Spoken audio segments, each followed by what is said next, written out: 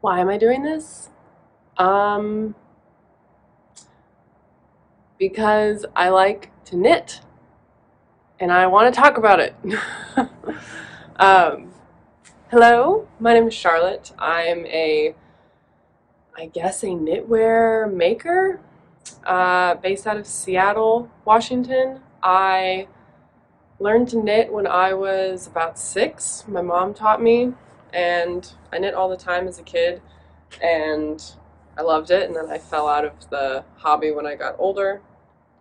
And recently, probably around the year 2021, I decided to pick that hobby up again, and I've kind of just gone down the rabbit hole and haven't looked back. And I love it. It is definitely my comfort hobby. It is something that brings me so much joy, getting just from everything, from getting to imagine this garment that I really want and I really want to wear, to getting to pick out the perfect yarn and the colors and the textures, and then the whole process of it, and then finally getting to the end and getting this beautiful, amazing, piece to wear. I'm obsessed. I love it, and I want to talk about it more because it's hard to find and meet other people who are interested in the hobby, who are as interested in it as I am, and so I thought, what the heck? I love watching knitting podcasts. I love watching videos of people making things, of people trying to make things that they've never made before, and their learning process. I love watching that kind of stuff, and so, heck, maybe I can make that type of stuff too. So here we are. I'm just gonna talk about all the things that are handmade in my wardrobe. Some of them my mom made me, all knitwear items. I do have a dress that I made. Maybe I'll show that another time, who knows? I really want to start learning how to sew more, but for now we're going to keep things focused on the knitting. So we'll start with what I'm wearing. This is the well-loved knits, what is it? The classic V-neck jumper vest, sweater vest. This is her.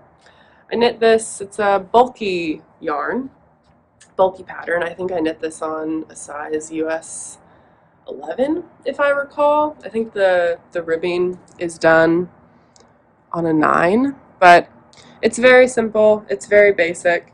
From what I remember knitting this, you knit it all in the flat. You start at the back, you knit your way up, and you do a little bit of shaping here for the underarms and shaping around the back and the neck. And then you actually split and you knit each of these front pieces separately. And then you join at the front here, which I love this detail. She did such a nice job with this. And then you knit down the front, and then you seam it together at the sides. I really enjoyed making this. This was kind of the first garment. It was really the first garment that I made for myself as like the thing that got me back into knitting. I had made a sweater, I think, for a good friend of mine, in like a similar color to this. It was like a top-down raglan turtleneck cropped thing. That I had made that the year of 2019 for her, but obviously I gave that to her, so I don't have that anymore. And then in the year of 2021 is when I made this, and I had made the decision. I was like, I'm gonna become a knitter, like really become a knitter. And this was the first one that did that. So, well loved knits. I love your podcast, and thank you for getting me back into what I love, which is making things by hand and making clothes that I'm obsessed with by hand.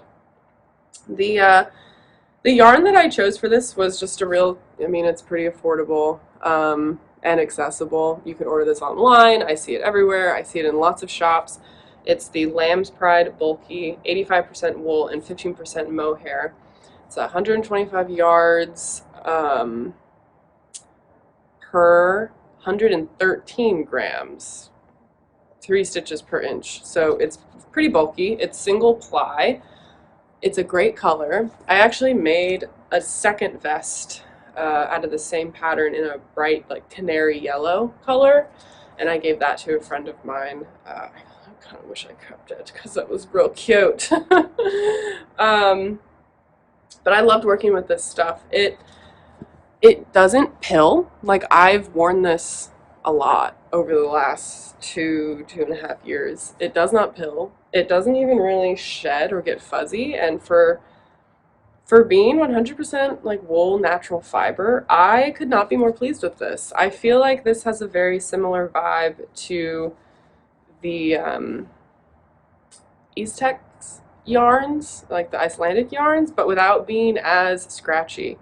It has that woolly, almost rough, rustic feel to it, but without being like really scratchy and like, oh, I can't wear that.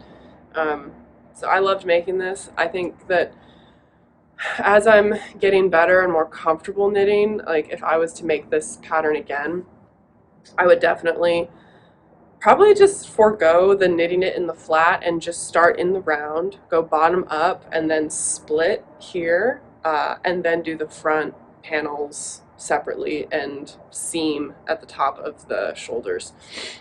Just because I think that I remember making this and it being a little bit difficult to judge, like what length this was really going to be. And I'm a fairly tall person, and so that was a little sketchy for me, but it worked out okay. I think it would just be a little bit simpler and a little bit easier to construct it bottom up for myself.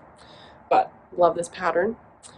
After I made these two vests, I really wanted to try and do more garments. They're what's really motivating to me to finish, and so I opted for a sweater. I had no idea about designers or like where to find patterns. I didn't even really have a good sense of like the kind of patterns that I was really gravitated towards. I just wanted to make a sweater, and so I did what everyone did, and I got on Ravelry and I just started looking, and I got very frustrated because Ravelry is like a black hole if you don't know what you're doing. It can be real. It can be a journey in there. But I actually found a really awesome pattern when I was looking for like the next thing to make after making these vests. I made this. When did I make this? End of summer of 2021. It's pretty cropped on me. It's I'll try it on for you guys, for myself, for the camera. It's so weird. But this is the Helga sweater by Emily Nora O'Neill, and I made the size small. This sweater is all pieced together. It's all knit in separate pieces. This is totally my color. I love these colors. I haven't weaved all the ends in yet, but I've still worn this a ton. The collar is a twisted rib, which, you know, isn't straight. She's a design choice, is what I'll tell people. Twisted rib, edgings everywhere, and basically I'm really happy with this. I think this was knit. This is a worsted weight yarn. It's a worsted weight pattern. It was knit on a US 6 for the body and then a US 4 for the ribbing. And I think it's great. The yarn I used was Homestead. It was by Plymouth Yarn Company, and the yarn type, like the name of this is Homestead, and it's just a really pretty heathered, orangey red, but there's even like hints of yellowish green in here. So I feel like this goes with everything. This is one of those colors that's kind of surprising when you look at it, but it goes with everything.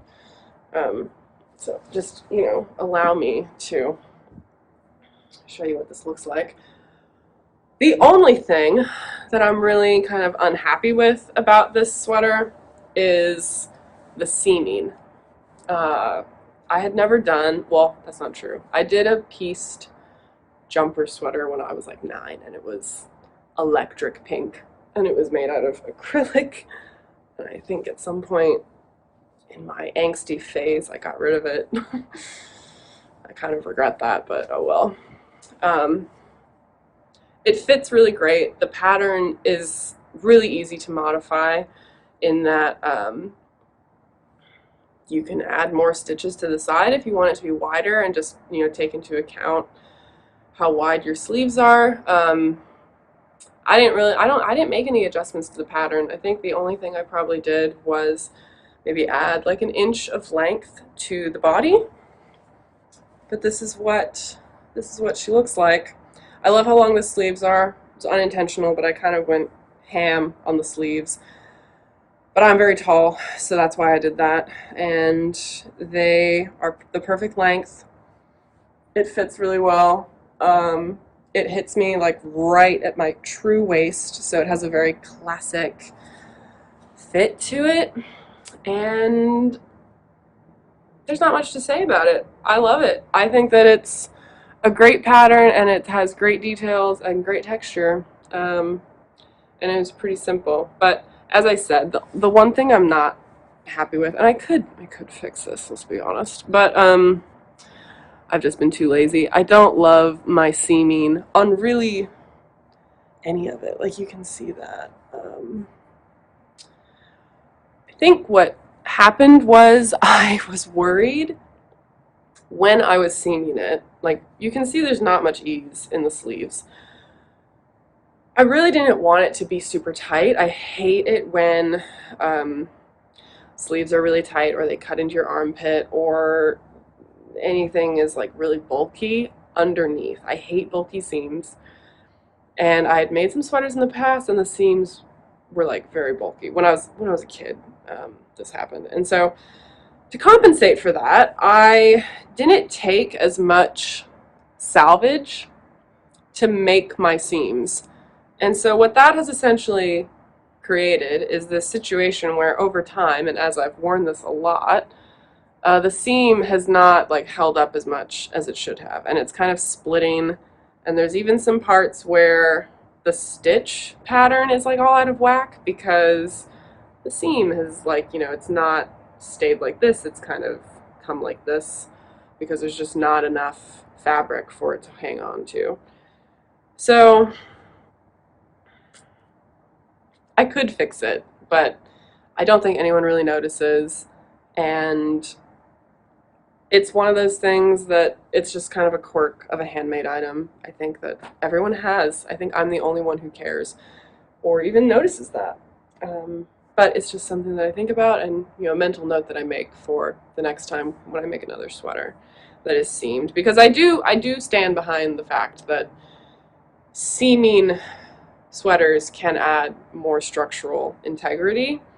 Again, if I was to do this sweater and this pattern again, I would not do it in every single separate piece. I would simply combine the front and back, knit it in the round, bottom up, split for sleeves here, and then do the shaping separately, like pick up the pattern where it splits for the front panel and then do the back panel.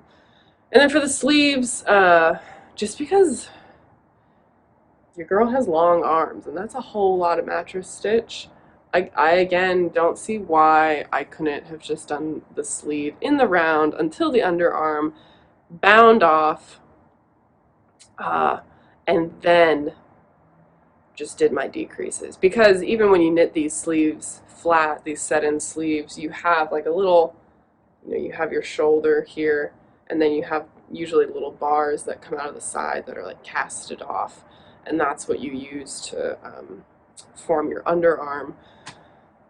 So I could have just done that, and I could do this again, and I would like, I mean, I would be open to making this again. I think it's a really solid pattern, and it looks really cute, but that's what I would do differently for that. Next sweater is one that probably everyone who would watch a video like this is pretty familiar with. This is the Radari pullover by Lopi Designs.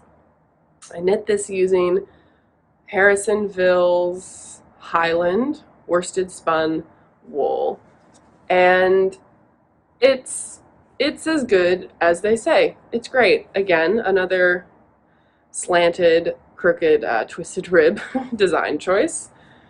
Couple things about this pattern. It is a true yoked construction. So what that means, you know, it's cast on in the round.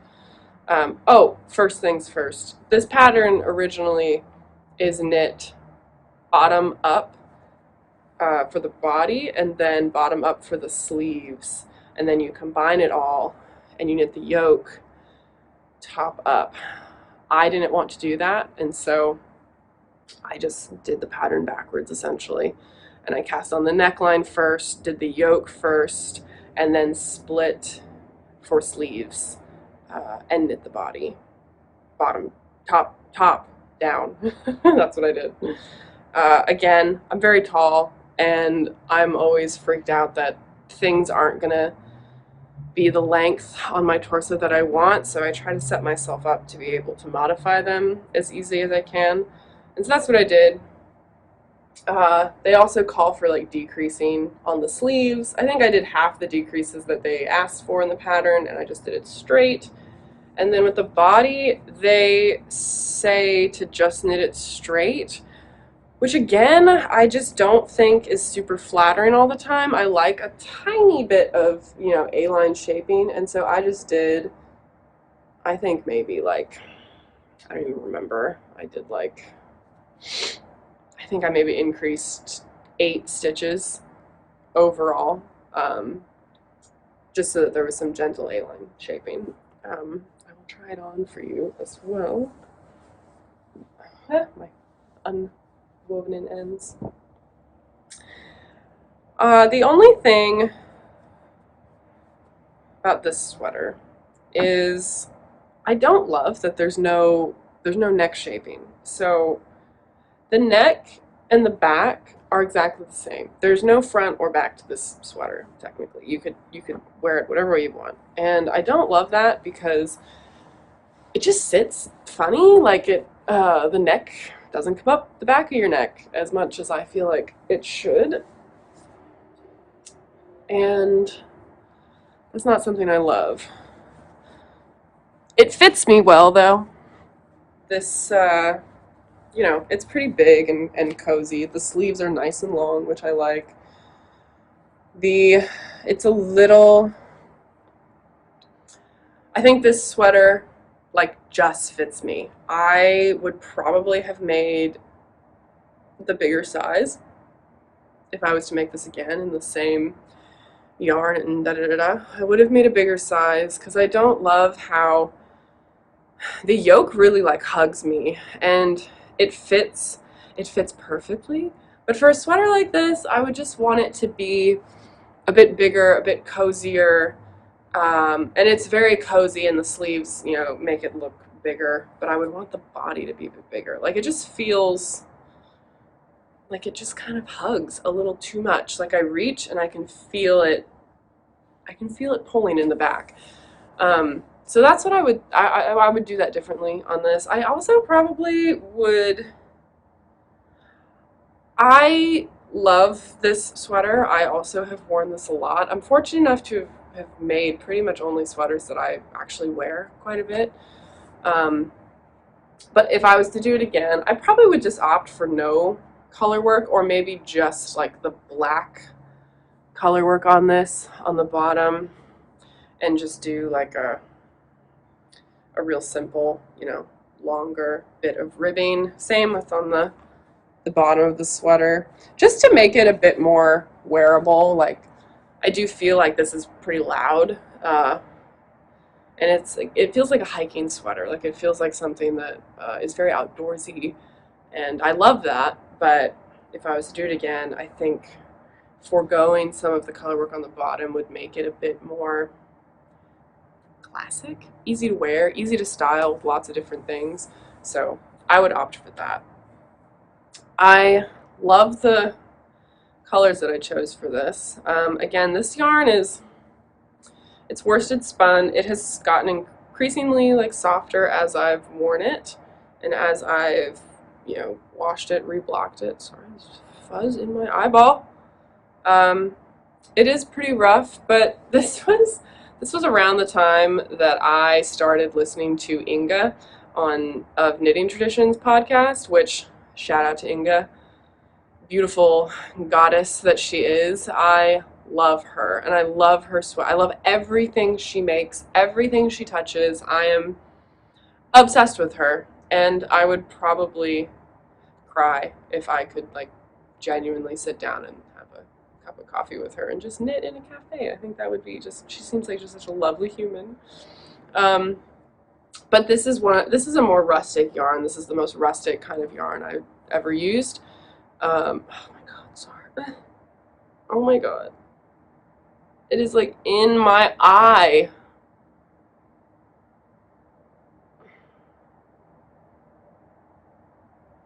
Okay. It's still in there. This did not feel, it was nice to knit with, but before it was washed for the first time, it felt very scratchy, and I was like, oof, I don't think I might not wear this sweater that much because it's very scratchy, but it has washed up super nicely. It's softened up a ton, and even to this day, like after washing it so much, I'll always probably prefer to wear like a t-shirt at least underneath it, but I've worn this sweater with just a camisole underneath, and it's been fine. Like, is it alpaca next to your skin soft? No, but it's not scratchy. The woolen spun effect of it makes the fibers like very rounded, and so there's not little pokey strands of hair in the fibers, which makes it very warm but also very soft. This is coming into 2022, like spring of 2022. I had been watching a lot of Knitting Traditions podcast, and Inga had mentioned the Billy. Oh gosh, is that a different? I think that's just the lighting. Is that a different dye lot? No. No, it's just okay. Phew. It's just the lighting. Inga from Knitting Traditions had just finished making the Billy pullover by Sari Norland, which is a top-down raglan, all-over cable motif sweater.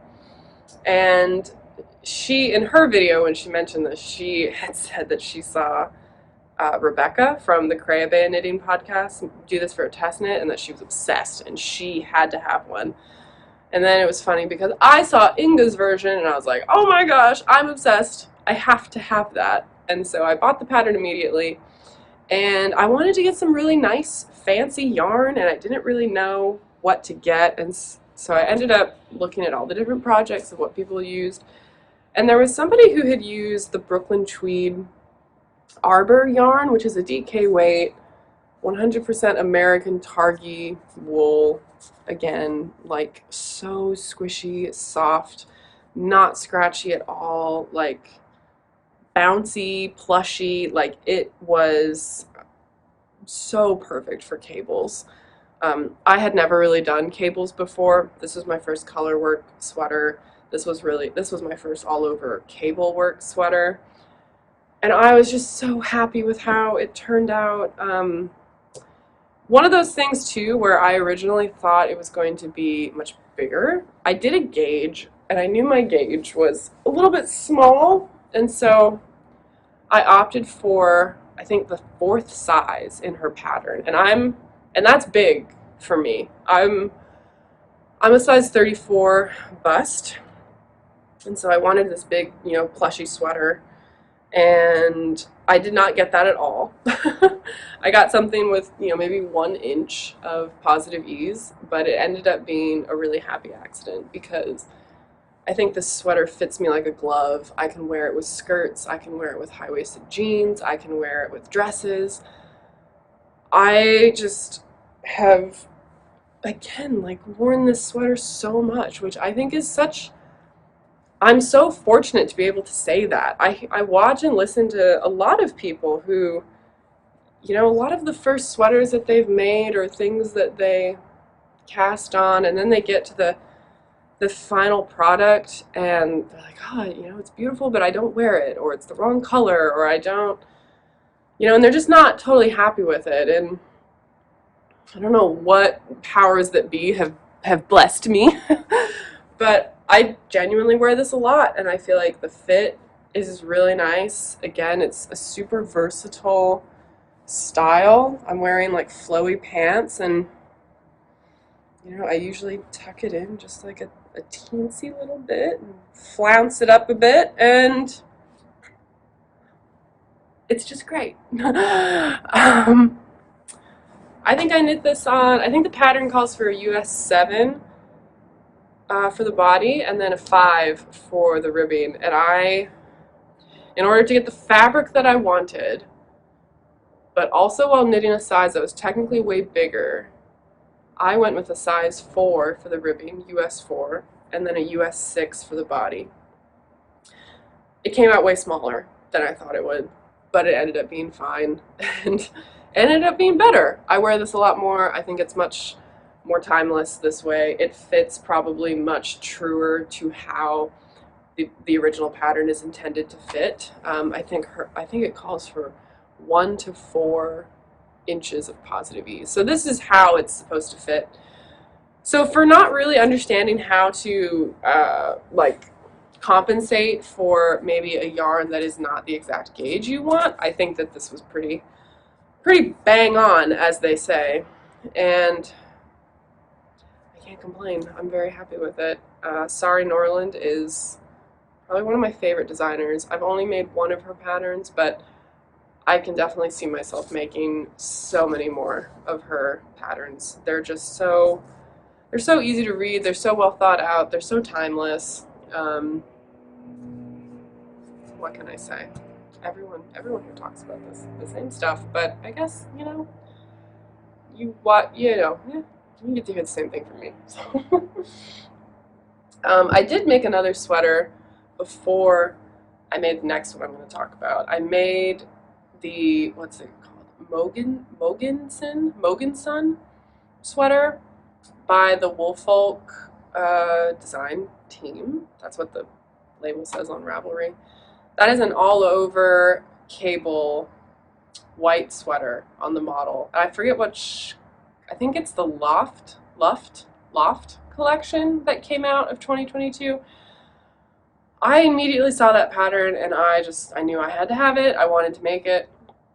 So I bought the pattern, and I don't have that sweater because I actually ended up making that sweater for my grandma, and there's a whole story behind that if anyone cares to listen. But my mom and I had attended Maryland Sheep and Wool for the first time. Mom had bought me, sweaters quantity of this gorgeous blue-faced Leicester white cream off-white wool, and I used that held with the Rowan silk mohair to make this sweater. And I guess I was in the middle of making it, and I was really like, I think I want to give this to my grandma. And it ended up being a really cool piece because my mom bought the yarn for me. My mom taught me how to knit, and then I made the sweater. And the buttons on the sweater, my mom had a whole huge collection of vintage buttons, most of which were my great-grandma's, her name was Charlotte, so great-grandma Charlotte, which is also my name. And ended up having like the perfect 5 buttons that were these off-white pearlescent buttons. And so we put those on the sweater as well. And so they were my grandma's mom's buttons on the sweater that, essentially I made, but my mom got me the yarn and the materials for it. And it was just a really special gift. I'm so happy that I was able to give it to her and that she's able to now wear it, even though I think she's scared to wear it because she doesn't want anything to happen to it. And I'm like, Grandma, there's no point in making these things if people don't wear them. But she's getting older. She's in her mid-90s, and I just think that, that'll be something that my mom and I especially will remember, and we will keep that sweater, and I'm sure that my mom will get that. I want my mom to have that sweater when her mom passes, and hopefully it'll just continue to get passed down to the women in our family. But little did I know that that's kind of what would become of that. But I'll insert a picture of that because it's pretty. But after that, I had some more yarn that I purchased from Maryland Sheep and Wool, and it was this alpaca. I held this double with just like a Shetland fingering weight yarn, but this is the one and only Petite Knit November jacket. It's massive, all over brioche, double knitting band and arms and pockets that do not pocket yet because I haven't put them on. This is huge. It doesn't fit in the frame. Well, yeah, it kind of does, but it's way bigger than it looks. Let me try it on. It's hot doing this. I don't understand how people do this. This is another one. I think maybe I've just been blessed with like the internet and the age of the internet where you can see so many designers and so many different patterns that people do, and you can see what things are really going to look like. What can I say? Again, this fits really well. It has pilled a lot, but I think that will stop the more I wear it. This is really pretty durable, and it kind of is like felting on itself a little bit in the best way possible. It's not like getting nasty. It's just pilling less and less the more I wear it. I do need to put the pockets on though. I mean, the pockets would, yeah, they really would kind of make it, wouldn't they? Should I be higher? I made it a little bit longer than I was supposed to. No, definitely down here. I don't know. This took forever to make, and it sheds quite a bit.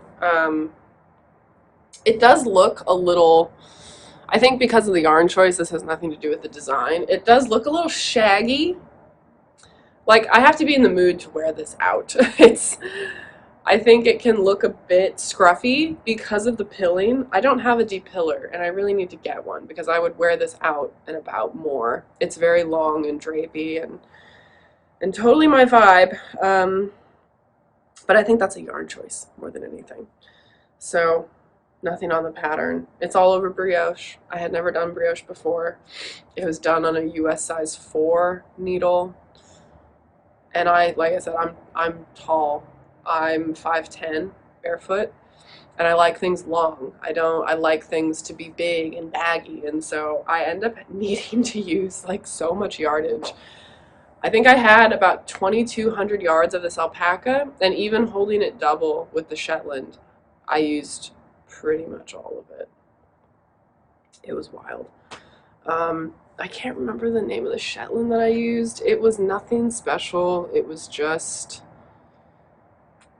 some Shetland. You could get any fingering weight Shetland yarn and it would give the exact same thing. This is very soft, not scratchy. You can't even see the Shetland in here. As far as anyone would know, this was like one yarn.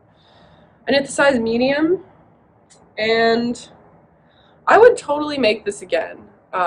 Or something similar, but maybe in something much more rustic. Like, this feels very soft and luxurious and cozy. It's not as durable as I would want like an actual jacket to be, but it is hot. It is as warm as an actual jacket would be. So if I was to do this again, I would make it in something, more, something that might wear better, because this, yeah, you can just see how much this poor guy's pilling. I really do just need to give it some TLC, some tender loving care for that guy. But she's real cozy. I wear her a lot. Most recent finished item. Ever since I started knitting garments and like making sweaters, as of 2021, have wanted a super rustic, big, oversized fisherman's sweater. And girl, I got it. I finally did it. Like, once again, Maryland Sheep and Wool is coming in strong. This is wool bought from Tamarack Farm they're based out of Pennsylvania. It's 80% Icelandic wool, Icelandic sheep, with a 20% mohair blend, all over cables. That is just stunning. It's just stunning. I really could not have been more pleased with this. This is the Cara sweater by Lynette, and I remember seeing this sweater. I don't know the timeline of when she was testing this, but it had to be like at least 7 or 8 months before the pattern released. I saw a picture of this online, like halfway completed. I think it was one of the samples that she posted, or the sample that she posted. And I freaked out, like all caps. I was like, where is that pattern coming from? Like, who are you? And she was like, the pattern's being released, next year, which was,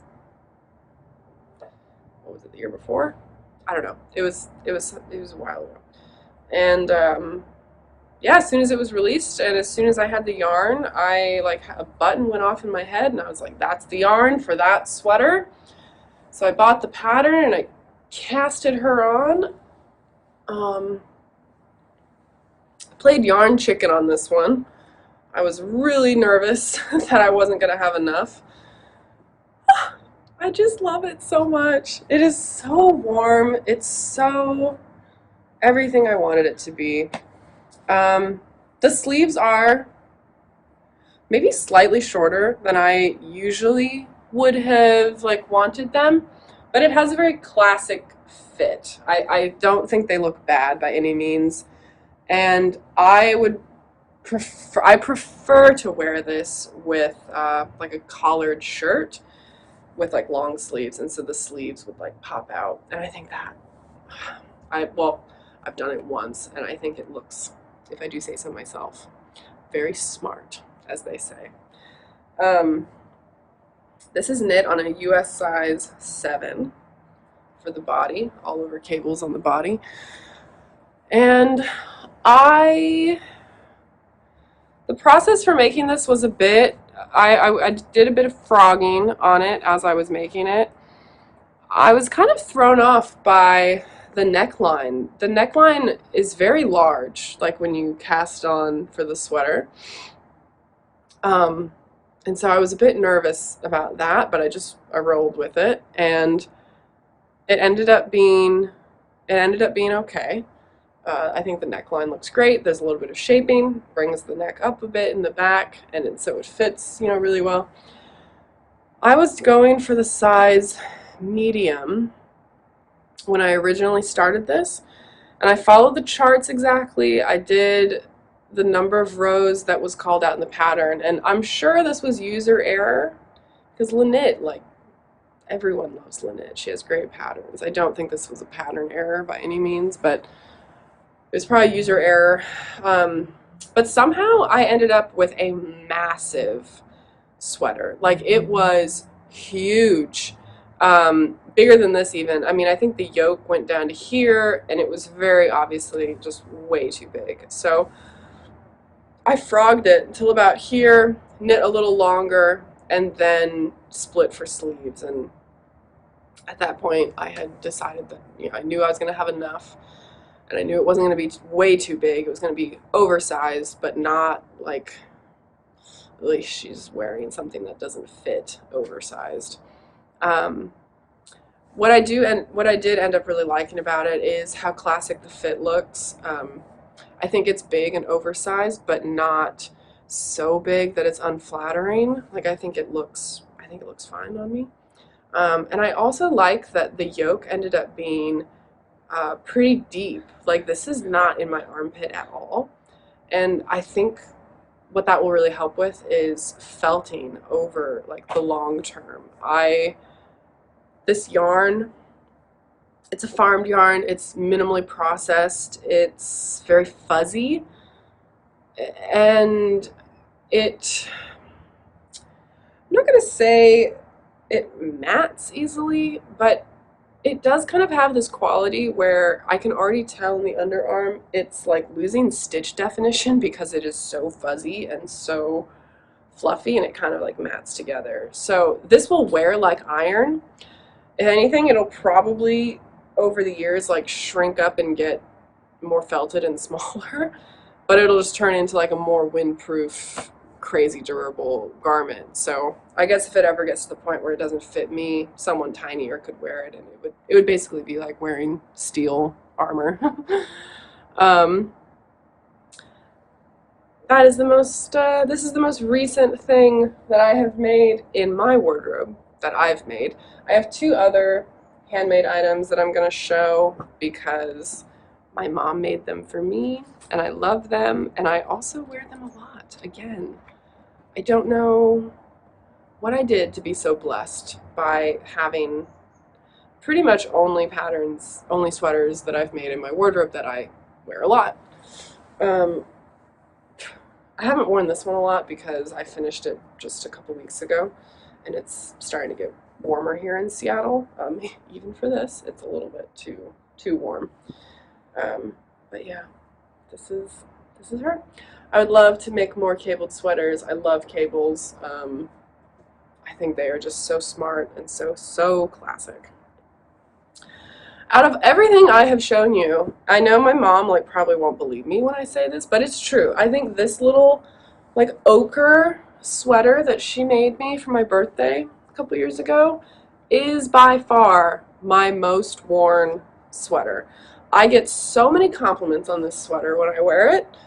And like, obviously, rightly so. Like the color is everything that I want in a color. It's turning into one of my favorite colors. I know this is like a very on-trend hue right now, but obviously everyone's got taste because this looks fire. This is the Big Love sweater by Strict. I don't know. My mom made a size small. It fits like a glove. The sleeves are long enough. She made it slightly cropped, which I love. And this is all knit seamless. Yeah, it's all knit seamless. So you start at the neck and then you knit over and then you connect for the bottom. It's a very similar construction to the November jacket by Petite Knit, if anyone has made that and wants to connect it to something. It's made that construction. Drop shoulder. She knit this with, I forget which Malabrigo yarn, but it was the Malabrigo. It's a worsted yarn, single ply, so it has a nice fluff to it. But for the amount I've worn this, I'm really shocked it has not pilled that much. And I think maybe the color and the texture on the sweater, like I noticed the pilling so much less on this. Like I just never really think of it as pilling. It maybe is felting a slight teeny tiny bit in the armhole, but it's kind of expected with handmade sweaters. Again, I've worn it a lot. I think I've worn it like 20 times since I've gotten it. So yeah, I get so many compliments on that. Thanks, Mom. Okay, this one Mom originally made for herself, but it didn't fit her, and so she gave it to me. This is the Big Wave, the Big Wave summer top by, what is it? Heidi Kermeyer. I'm not gonna try this on because it's cold, but you can imagine that's literally exactly what it looks like if it was actually on. I don't know what she used to make this, but it's got little eyelet details. It's the same, I think, front and back, so it doesn't matter where you put it on. I do really like the eyelet details, and then this kind of crisscrossing stitch pattern. I think she used like a cotton silk blend. That's what this feels like. So it's very lightweight. It's very airy. And for how like thin the fabric is, like you can't see through it. And so I can wear this with just a bra. It's very bra strap friendly, which I like. And because of how this cast edge is done, again, I don't know exactly how she did this because I didn't make this, but it actually doesn't stretch a whole lot. You would think it would stretch with straps like this, but it doesn't. Like this is really sturdy.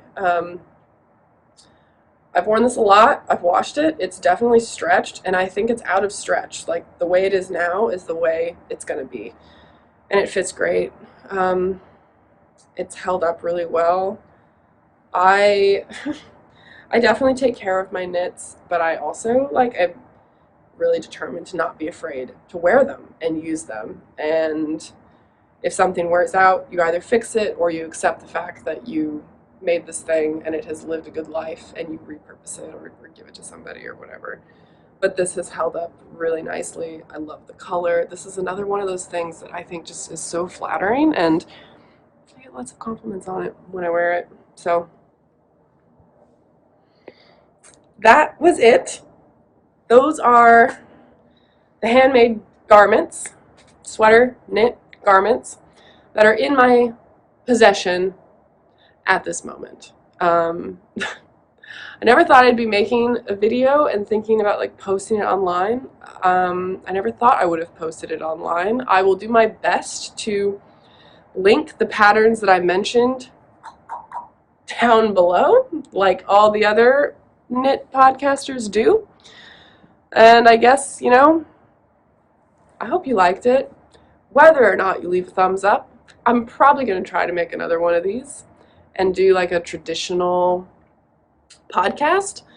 I really love, especially when I find somebody whose taste and aesthetics are things that I like, I really love watching their podcast episodes, because I love seeing the colors that they choose. And a lot of people on podcasts and knitting podcasts, they're all pretty much knitting at least similar things, or there's a lot of Petite Knit, there's a lot of whatever designers, but it's always really fun to see all the different colors and the yarn choices and how people really make those garments their own, even though it's the same pattern, which I think is why I love watching those videos. So hopefully that will go well. I think I'm going to try that and show you what I'm working on next time, what I've finished, if I've finished anything, and then definitely, the plans, like what I want, what I'm going to be casting on next. I think that would be a really fun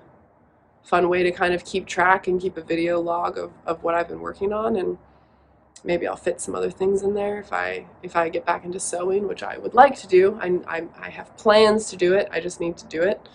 But yeah, I think this is a really cool way to share what you're making, see visually your progress, and hopefully connect with some other people who love this stuff as much as I do. I love everything about it, from the sustainable producers to connecting with the farmers who actually grow the wool, and the people who are keeping this like artisanal agricultural practice alive, to the people who fuel that by purchasing their products and making these amazing things, and again keeping something alive that is becoming less and less in this ever evolving, like, technologically advanced world. It's like, your